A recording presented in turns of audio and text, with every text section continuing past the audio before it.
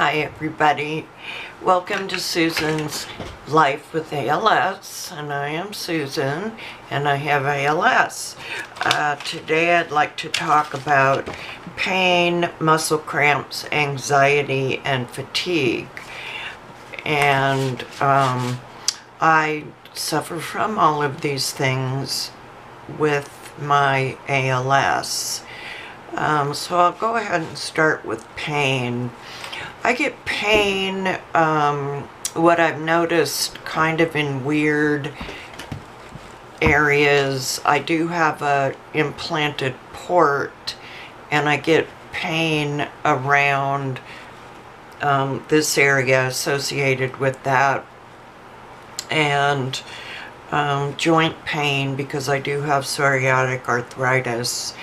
And for the pain, I take gabapentin, and it's an analgesic used to manage moderate to severe pain. So that helps. I take 300 milligrams during the day, and then another 300 in the evening. And that helps with my pain. Okay, so then that's the pain I'm having. So muscle cramps come with ALS, and I especially feel this during sleeping hours, when I'm trying to sleep. And these muscle cramps, and I get them in my legs, wake me up out of a deep sleep when the cramp is starting. And I will occasionally, I would say probably most nights, have a cat that sneaks in the middle of the night and lays on my legs. And then I have a hard time when this muscle cramp wakes me up and trying to straighten my leg before the cramp takes hold. So one of the medications I'm taking is called baclofen, and that is a muscle relaxant, and that helps immensely. And then the other thing I've been doing, at least for nighttime hours, I do have a spray bottle with water in it by my bedside, and if I can get to it, I reach it when I get the muscle cramp. I squirt my cat a little bit to get off me. It's a training method for cats, and I know I'll probably get some feedback about that, but I have when it boils down to it, I guess I really need to train my cat to stay off the bed so that I am more comfortable at night. The other thing I do is make sure I stay limber, and I stretch every day. And I am a person that's pretty flexible anyway, but I do like to keep my muscles stretched out and feeling good, and I do stretch every day. Alright, so that's muscle cramps. Anxiety, boy, that's a tough one. I came into ALS being a person that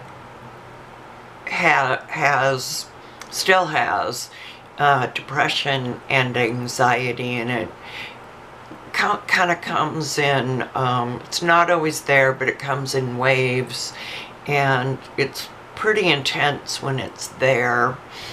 And so what I do to manage that is counseling has been helping, and I go just about once a week. Some weeks I have to skip, but And I've been doing that, let's see, for about 2 months at least, 3 months probably. And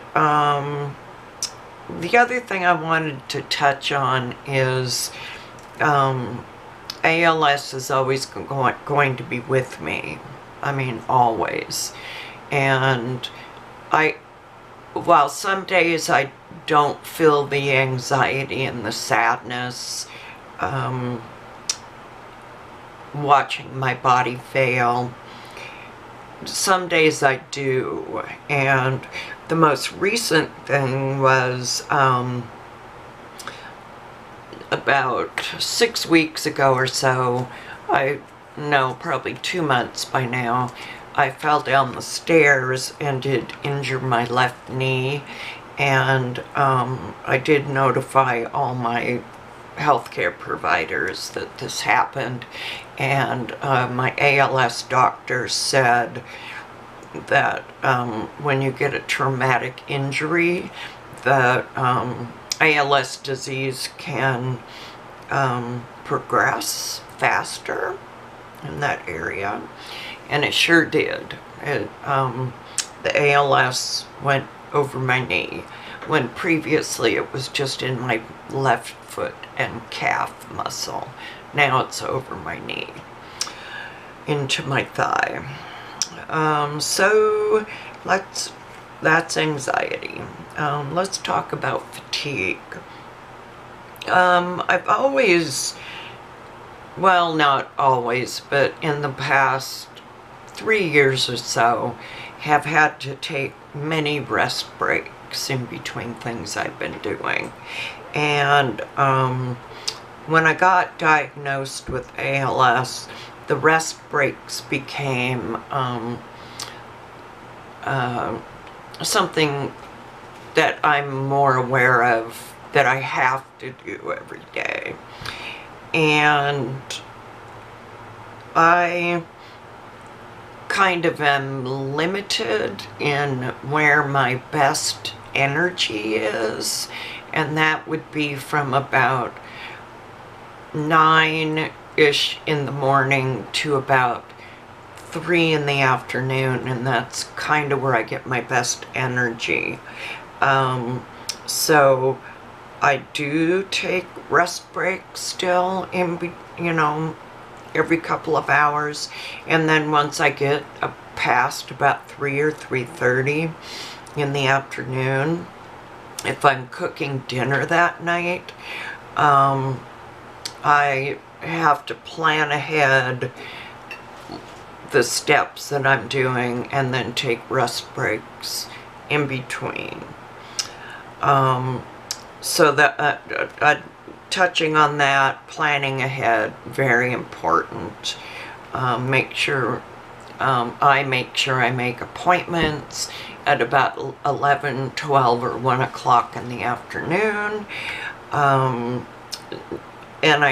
I do drive because my right leg is just fine, so I'm still driving. And but the ALS is fatigue producing. And the last thing I want to touch on under fatigue is I do get a lot of understanding from my family. So that is a comfort to me, and I just am so thankful for them. Anyway, that's kind of in a nutshell, pain, muscle cramps, anxiety, and fatigue. And thanks for watching, everybody, and I'll see you in my next video. Bye-bye.